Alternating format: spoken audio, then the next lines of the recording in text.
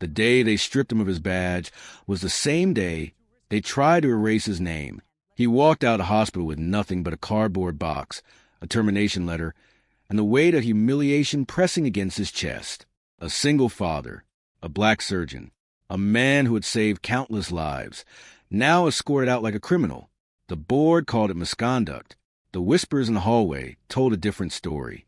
But as he walked home under a gray sky, 2 military helicopters roared overhead and descended toward the hospital he had just been forced to leave. And within minutes, voices were shouting across the landing pad. They were looking for a doctor. They were looking for him.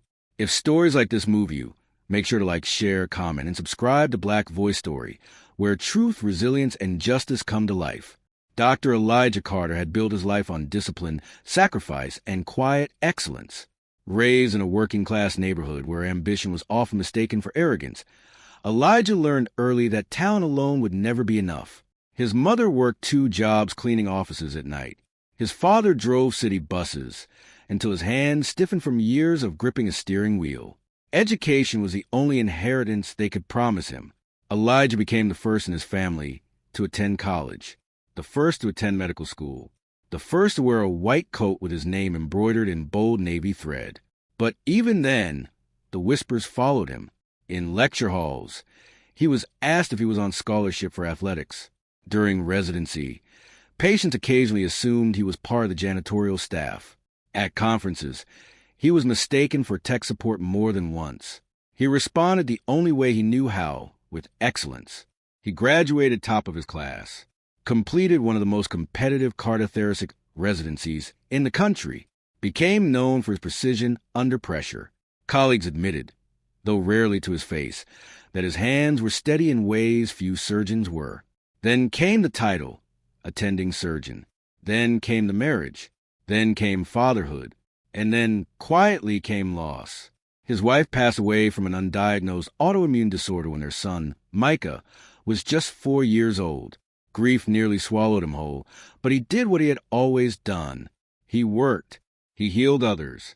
And at night, he read bedtime stories and braided his son's hair before school pictures when teachers assumed he wouldn't know how. Being a single father and a black surgeon in a predominantly white institution meant existing under a microscope. Every success was scrutinized, every mistake magnified. The hospital where he worked, a prestigious private institution known for its cutting-edge research, proudly displayed diversity statistics in brochures. But in leadership meetings, Elijah often found himself the only person in the room who looked like him. When a new chief medical officer was appointed, the atmosphere shifted. Dr. Harold Whitmore carried an old-school rigidity that clashed with Elijah's calm confidence. Whitmore believed hierarchy equal authority. Elijah believed competence spoke louder than titles. It started subtly. Elijah's surgical requests were delayed. His research proposals were under review for months.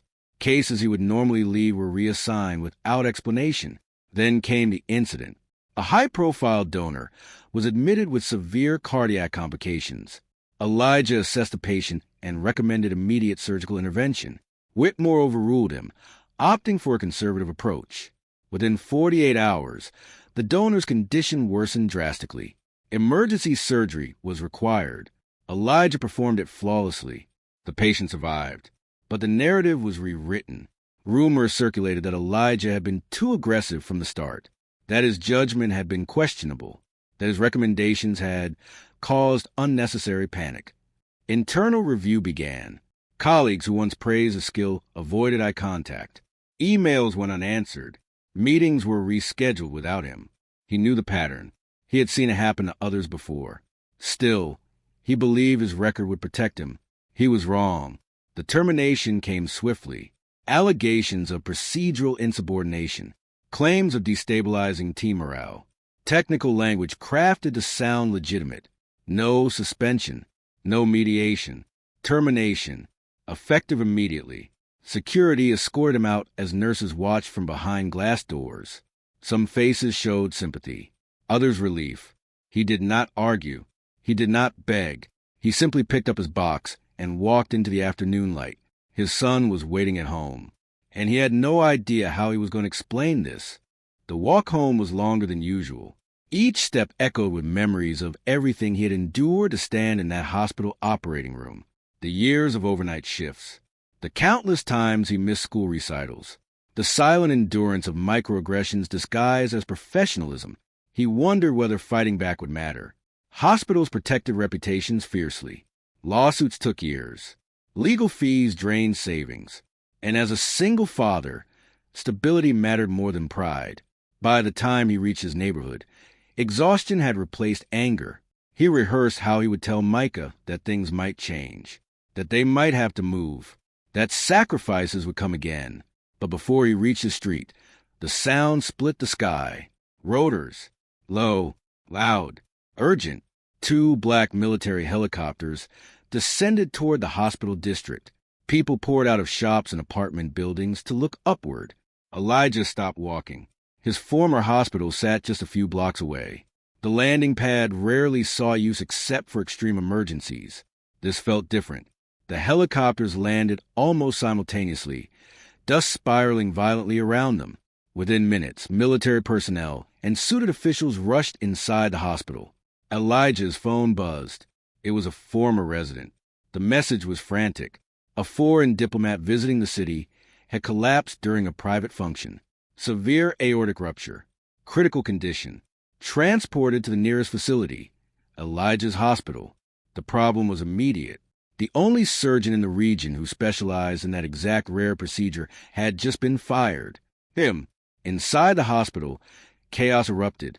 Whitmore attempted to coordinate external transfers, but time was evaporating. The diplomat's condition deteriorated rapidly. Every passing minute reduced survival odds. Meanwhile, hospital administrators faced a different terror: political fallout.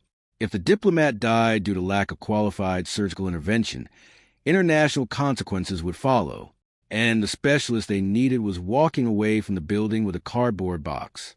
Someone finally admitted the obvious. They needed Elijah Carter. Security footage showed him leaving on foot. Phones rang. Nurses who once avoided him now scrambled for his contact information. Whitmore hesitated. Pride collided with reality. The helicopter's crews, informed of the situation, were told to locate the dismissed surgeon immediately. Within minutes, hospital staff ran outside shouting across the landing pad and down the surrounding streets. "Where's the doctor? Where's Dr. Carter?" Elijah stood frozen half a block away, hearing his own name carried by urgency instead of dismissal. A black SUV sped toward him. Officials exited before it fully stopped. There was no apology, only desperation. They needed him back. Now, the diplomat would not survive transfer. Elijah looked at the hospital building, the same glass doors that had closed behind him an hour earlier. For a moment, he considered walking away.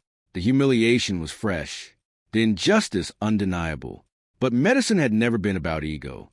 It had been about life, and a life was slipping away.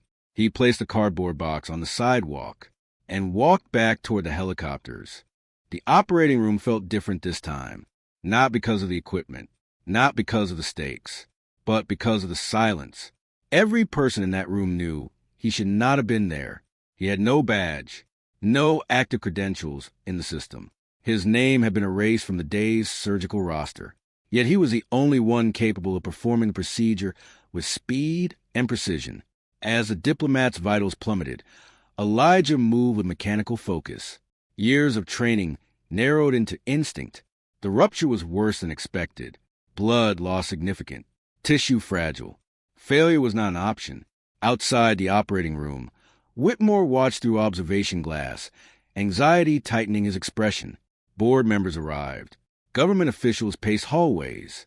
Inside, Elijah operated as if nothing else existed. No whispers, no bias, no politics, only anatomy, only skill, only responsibility. Minutes stretched into hours. The room remained silent except for the rhythm of machines and the steady coordination of surgical hands. Finally, the final suture was placed. Blood flow stabilized. Vitals strengthened. The diplomat survived. A collective breath released through the hospital corridors. Relief quickly turned into something heavier. Accountability. The narrative they had crafted against him could no longer hold. News of the emergency spread rapidly. Staff members who had witnessed the termination now witnessed the rescue. The irony was undeniable. The man deemed unfit hours earlier had just prevented an international crisis. Whitmore entered the recovery area where Elijah removed his gloves. Their eyes met. No words were exchanged. But everything had shifted. The following days unfolded under intense scrutiny. Government representatives publicly thanked the surgical team and specifically acknowledged Dr. Elijah Carter by name. Media inquiries began surfacing about his abrupt termination hours before the life-saving operation. Board members initiated an emergency review. Internal emails were examined. Timelines reconstructed. Patterns emerged of bias, of professional obstruction, of selective enforcement of policy. Whitmore resigned within weeks. Elijah was formally reinstated, not quietly, but publicly. Yet the most profound moment did not happen in a boardroom or a press conference. It happened at home. Micah sat at the kitchen table drawing helicopters with exaggerated spinning blades. His son looked up at him with the kind of pride only a child can hold without complication. Elijah realized something then. The fight had never only been about his job. It had been about narrative, about refusing to let quiet injustice become accepted truth. He later chose not just to return to surgery, but to advocate for institutional accountability. He partnered with legal advisors and diversity coalitions to ensure transparent review systems were implemented. Policies changed. Review boards diversified. Whistleblower protections strengthened. Not because the system suddenly became fair, but because someone forced it to confront its reflection. Elijah understood that his story was not unique. There were countless professionals erased by bias, dismissed without recourse, doubted despite excellence. But on that day, when helicopters landed and voices shouted for the doctor they had just fired, the illusion cracked. Competence could not be erased. Skill could not be rewritten. And truth had a way of resurfacing when stakes were high enough. He never forgot the feeling of walking away with a cardboard box. And he never forgot the sound of rotors bringing him back. If this story moved you, if you believe resilience deserves to be heard and injustice deserves to be challenged, make sure to like, share, comment, and subscribe to Black Voice Storie.